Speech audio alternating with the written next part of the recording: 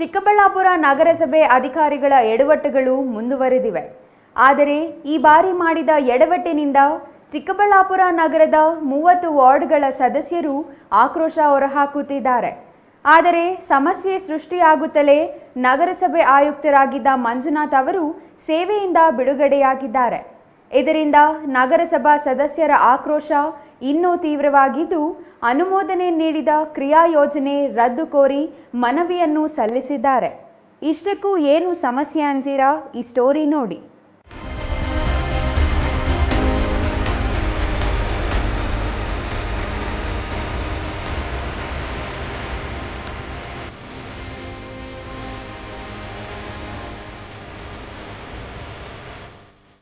ಮೊನ್ನೆ ತಾನೇ ಚರಂಡಿ ಸ್ವಚ್ಛತೆ ನೆಪದಲ್ಲಿ ಕೊಳಚೆ ಪ್ರದೇಶದಲ್ಲಿದ್ದ ಬಡವರ ಮನೆ ನೆಲಸಮ ಮಾಡಿ ವಿವಾದಕ್ಕೆ ಈಡಾಗಿದ್ದ ನಗರಸಭೆ ಅಧಿಕಾರಿಗಳು ಇದೀಗ ಹೊಸ ಸಮಸ್ಯೆ ಸೃಷ್ಟಿ ಮಾಡಿದ್ದಾರೆ. ಆದರೆ ಈ ಬಾರಿ ಸಮಸ್ಯೆ ಉಂಟು ಮಾಡಿರೋದು ಅಭಿವೃದ್ಧಿ ವಿಚಾರದಲ್ಲಿ. ನಗರಸಭೆ ಅಧಿಕಾರಿಗಳ ಈ ನಡೆಯಿಂದ ನಗರದ ಒಟ್ಟು 31 ವಾರ್ಡ್ಗಳಲ್ಲಿ 30 ಮಂದಿ ಸದಸ್ಯರು ಕೋಪಗೊಂಡಿದ್ದಾರೆ. ಆಯುಕ್ತರ ಕ್ರಿಯಾ ಯೋಜನೆ ರದ್ದು ಕೋರಿ ಜಿಲ್ಲಾಧಿಕಾರಿಗಳಿಗೆ, ಶಾಸಕರಿಗೆ ಮತ್ತು ಜಿಲ್ಲಾ ಉಸ್ತುವಾರಿ ಸಚಿವರಿಗೆ ಮನವಿಗಳು ಸಲ್ಲಿಸುತ್ತಿದ್ದಾರೆ. ಆದರೆ ಸಮಸ್ಯೆ ಬಗೆಹರಿಯಲಿದೆಯಾ ಗೊತ್ತಿಲ್ಲ. ಈ ಹಿಂದೆ ಬಿಜೆಪಿ ಸರ್ಕಾರ ಇತ್ತಲ್ಲ, ಆಗ ನಗರದ ಎಲ್ಲ ವಾರ್ಡ್ಗಳ ವಿವಿಧ ಅಭಿವೃದ್ಧಿಗಾಗಿ ನಗರೋತ್ಥಾನ ಅನುದಾನ ಬಿಡುಗಡೆ ಮಾಡಿತ್ತು. ಆದರೆ ಆ ಕಾಮಗಾರಿಗಳಿಗೆ ಟೆಂಡರ್ ಕರೆದು ಕ್ರಿಯಾ ಯೋಜನೆ ಸಿದ್ಧಪಡಿಸುವುದಕ್ಕೂ ಮುನ್ನವೇ ವಿಧಾನಸಭಾ ಚುನಾವಣೆಗಳು ಬಂದವು.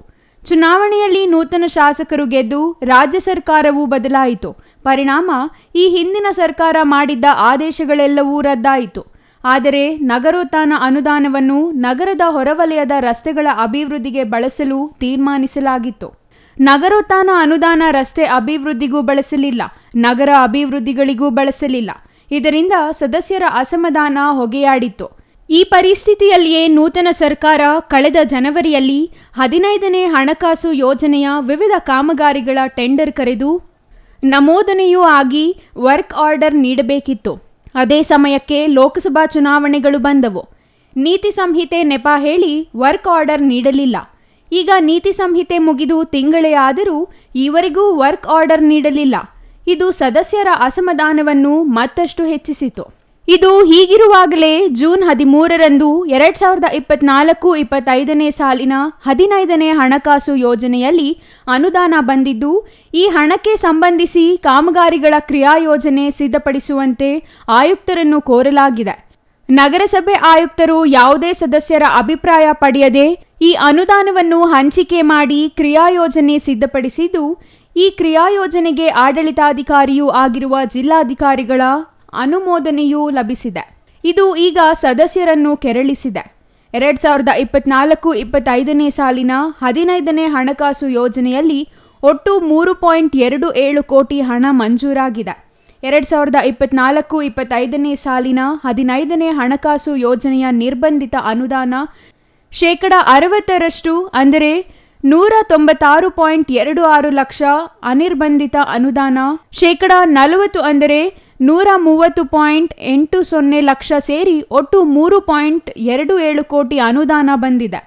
ಇದರಲ್ಲಿ ನೀರು ಸರಬರಾಜಿಗಾಗಿ 30% ಅಂದರೆ 98.10 ಲಕ್ಷ, ಘನತ್ಯಾಜ್ಯ ನಿರ್ವಹಣೆಗಾಗಿ 98.10 ಲಕ್ಷ ಸೇರಿ ಒಟ್ಟು 196.20 ಲಕ್ಷ ಮತ್ತು ಅನಿರ್ಬಂಧಿತ ಅನುದಾನ 40%ರಂತೆ 139.80 ಲಕ್ಷ ಅನುದಾನ ಚಿಕ್ಕಬಳ್ಳಾಪುರ ನಗರಸಭೆಗೆ ಬಂದಿದೆ.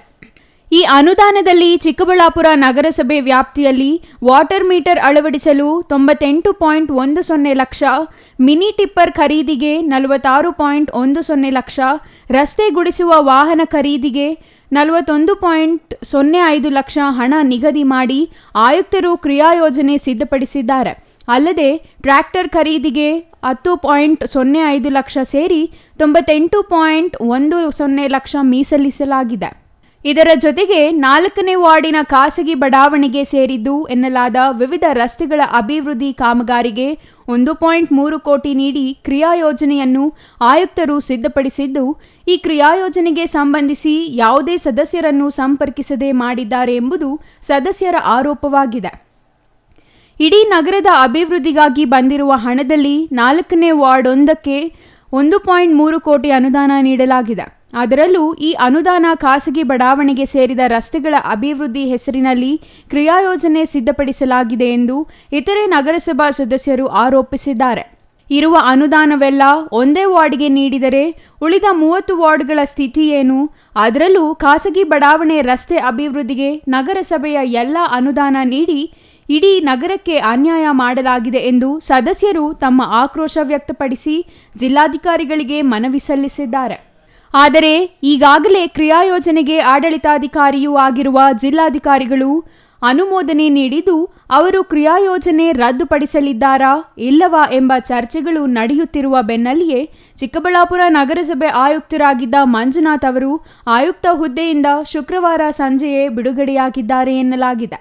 ಇದರಿಂದ ಚಿಕ್ಕಬಳ್ಳಾಪುರ ನಗರಸಭೆಗೆ ಪ್ರಸ್ತುತ ಆಯುಕ್ತರೂ ಇಲ್ಲವಾಗಿದ್ದು ಪ್ರಸ್ತುತ ಎದುರಾಗಿರುವ ಸಮಸ್ಯೆಗೆ ಪರಿಹಾರ ಸಿಕ್ಕಿ ಕ್ರಿಯಾಯೋಜನೆ ಮತ್ತೆ ಬದಲಾಗಲಿದೆಯಾ ಇಲ್ಲವೇ ಇದೇ ಕ್ರಿಯಾಯೋಜನೆ ಮುಂದುವರಿಯಲಿದೆಯಾ ಎಂಬುದು ಅರ್ಥವಾಗದೆ ಸದಸ್ಯರು ತಲೆ ಚಚ್ಚಿಕೊಳ್ಳುವಂತಾಗಿದೆ. ಇನ್ನು ಈ ವೇಳೆಗಾಗಲೇ ಹರಾಜು ಆಗಬೇಕಿದ್ದ ನಗರಸಭೆ ವಾಣಿಜ್ಯ ಮಳಿಗೆಗಳ ಹರಾಜು ಪ್ರಕ್ರಿಯೆ ಮುಂದೂಡಲಾಗಿದೆ. ಇದಕ್ಕೆ ಕಾರಣ ಈ ಹಿಂದೆ ಆಯುಕ್ತರಾಗಿದ್ದ ಮಂಜುನಾಥ್ ಅವರ ವಿರುದ್ಧ ಕೋರ್ಟಿನ ಆದೇಶ ಇದೆ ಎಂಬ ನೆಪ ಹೇಳಿ ಜಿಲ್ಲಾಧಿಕಾರಿಗಳೇ ಹರಾಜು ಪ್ರಕ್ರಿಯೆಯನ್ನು ಮುಂದೂಡಿದ್ದರು.